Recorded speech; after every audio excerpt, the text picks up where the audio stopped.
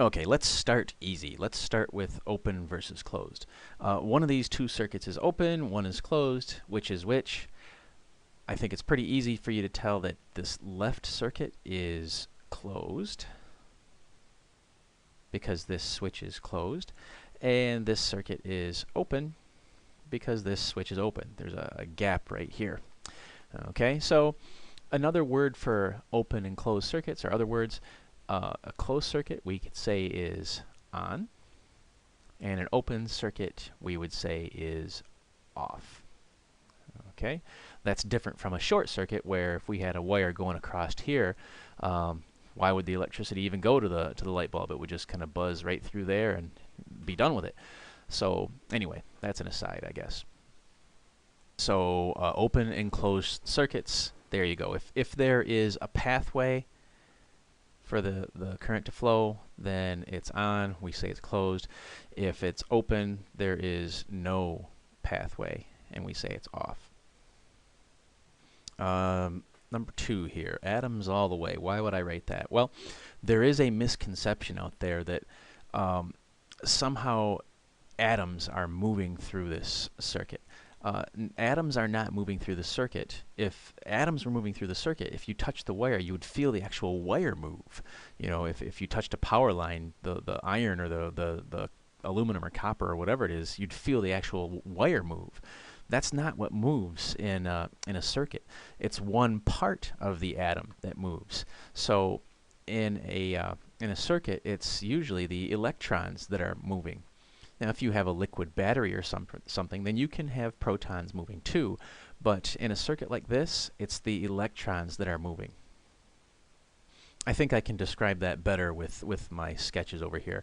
So let's say we've got our wire here, and we blow this wire up bigger. So let's say it's 4 atoms wide. Let's say this wire is 4 atoms wide. So what kind of atoms are these? Well, they're metals, and they of course have a nucleus, so I should put a nucleus in everybody here. And why do we pick metals? Not just because we can, you know, not just because they're ductile, because we can make them into wires, but we pick metals because they have extra electrons that they could stand to lose. So I'm going to give everybody one extra outer electron here that they could stand to get rid of. They wouldn't mind getting rid of it. So you see that every part of this circuit is made up of these atoms. So the current is not the flow of atoms. It's actually the flow of the electrons. I think that's important enough for me to write down. So let's see here. In a circuit, the flow is moving electrons.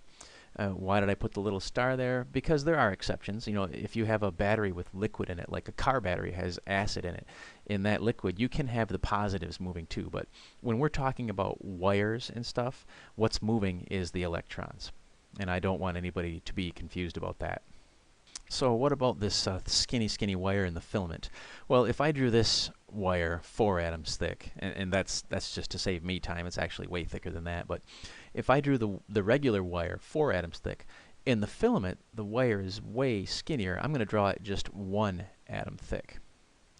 So why would we do that? Well, the reason why is because we want heat to build up. We want things to get hot. So inside the filament we use another metal. Tungsten is the one that we choose because it gets really hot before it melts. So imagine a whole bunch of electrons. Let's say we had a current going here. Let's say we closed this switch. If we close this switch, what would happen is we would get a current going through the circuit, and it would go back to the battery. But look at all these electrons. If these electrons are all flowing through this wire in this direction, what happens when they get to this super skinny wire? All those electrons are trying to jam through this skinny little wire. It gets hot. Lots of energy, heat energy builds up, and then the light bulb gives off its light and heat. Okay, so that's what's going on. That's why we make the filament skinny on purpose. Okay, so we covered the fat wire versus the skinny wire. Just to throw in some more terminology from the class, the fat wire has a lower resistance and the skinny wire has a higher resistance. And that high resistance is what causes the heat buildup here and then ultimately the incandescence, the light that comes out of the light bulb. Okay, what's next? What's next is what makes it all go? Well, the battery supplies voltage. And you already know because you've already passed that quiz, but the way that I like to think of voltage is the push. And the battery supplies the push that makes everything happen in the circuit. So one misconception that people have is that when you hook up a battery to a circuit like this one, I'll tell them that the batteries come out of the negative terminal. And what people think is that to make the circuit go is that the batteries, the electrons that come out have to go all the way through here and then up through the wire and then through the filament and then back through to get to the battery. That's what they think happens. That's not how it works. Remember, this whole circuit is made up of those metallic elements from here all the way around to here. So if you put an electron in the wire here, the very next electron in the next atom, its electron feels repelled, so it runs away to the next atom. And that happens extremely quickly. So just by sticking an electron or two in the wire down at this end, if you were an electron in this neighborhood, as soon as the electrons went in here, you would feel a push here. It's almost instant. It's not perfectly instant, but it's pretty dang fast. So no, the electrons don't have to work their way through the whole circuit to get the light bulb to light. As soon as electrons start coming out of the battery here, the light bulb lights up because those electrons are moving too. Okay? So the current flows pretty much everywhere at once. Because remember, the whole thing is made of those atoms, and the electrons repel each other. Okay, terms for the curious. There's some kids out there who have heard different battery terms before, so I want to address just a couple of them. The negative end of the battery down here, we call that the anode. And the positive end of the battery up here, we call that one the cathode. The anode is where the electrons get released when you hook up the battery. And so the battery's just kind of sitting here, and it's got this potential, it's got this voltage ready to push. But until you hook it up, really nothing's going on outside the battery. When you flip this switch closed, then the chemical reaction inside the battery starts to release the electrons. And the electrons work their way through the wire. As soon as you start losing electrons out of this end, the electrons that were in this neighborhood start going into this end.